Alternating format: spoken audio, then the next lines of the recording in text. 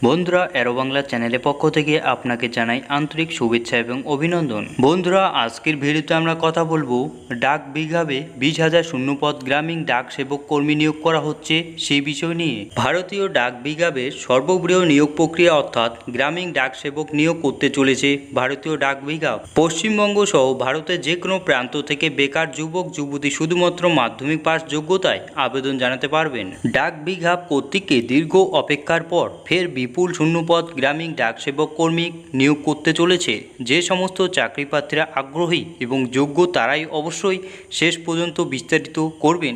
আজকে আমরা সেই বিষয় নিয়ে আলোচনা করব। পদের নাম, এক্ষেত্রে গ্রামীণ ডাক সেবক হিসেবে বেশ কয়েক ধরনের পদ নিয়োগ করা হয়। সেই পদের নামগুলি স্ক্রিনে দেওয়া থাকবে, সেখান থেকে আপনি দেখে নিতে পারবেন। মোট শূন্যপদ রয়েছে ভারতীয় ডাক বিভাগ কর্তৃক মোট প্রায় 20,000 শূন্যপদ নিয়োগ করা হবে। এখন আমরা আসব শিক্ষাগত যোগ্যতা।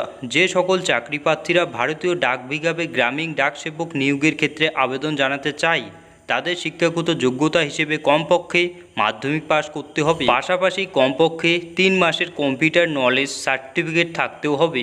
বয়সসীমা, যে সমস্ত চাকরিপ্রার্থীরা গ্রামীণ ডাক সেবক নিয়োগের ক্ষেত্রে আবেদন জানাতে চায় তাদের বয়স থাকতে হবে 18 থেকে 40 বছরের মধ্যে। এখন আমরা জানব মাসিক বেতন। উপরোক্ত পদগুলি নিযুক্ত হলে মাসিক বেতন পদ অনুযায়ী আলাদাভাবে ন্যূনতম 12 থেকে সর্বাধিক 29,000 টাকা পর্যন্ত দেওয়া হবে। এখন জেনে নেওয়া যাক আবেদন পদ্ধতি। যে সমস্ত চাকরিপ্রার্থীরা সংশ্লিষ্ট নিয়োগের ক্ষেত্রে আবেদন জানাতে চায় তাদের এক্ষেত্রে অনলাইনের মাধ্যমে আবেদন করতে হবে। সর্বপ্রথম ভারতীয় ডাক বিভাগের অফিসিয়াল ওয়েবসাইটে ভিজিট করতে হবে, তারপরে রেজিস্ট্রেশন করে নিতে হবে।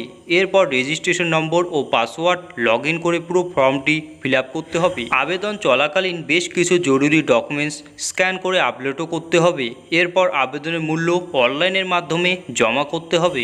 সবশেষে ভালোভাবে যাচাই করে নিয়ে ফাইলটি সাবমিট করতে হবে। আবেদন মূল্য, অনলাইনে আবেদন করতে হলে প্রার্থীকে অনলাইন ও অফলাইনে উভয়ের মাধ্যমে আবেদন ফি জমা করতে পারবেন। সাধারণ ওবিসির জন্য এক্ষেত্রে 100 টাকা আবেদন ফি জমা করতে হবে এবং মহিলা ও অন্যান্য সংরক্ষিতের জন্য কোনো রকম আবেদন ফি জমা করতে হবে না। এখন আসা যাক বাছাই প্রক্রিয়া। যে সকল চাকরিপ্রার্থীরা সফলভাবে আবেদন করতে তাদের এক্ষেত্রে কোনো রকম লিখিত পরীক্ষা ছাড়াই নিয়োগ করা হবে। এক্ষেত্রে সরাসরি ডকুমেন্টস ভেরিফিকেশনে করে নিযুক্ত করা হয়ে থাকে।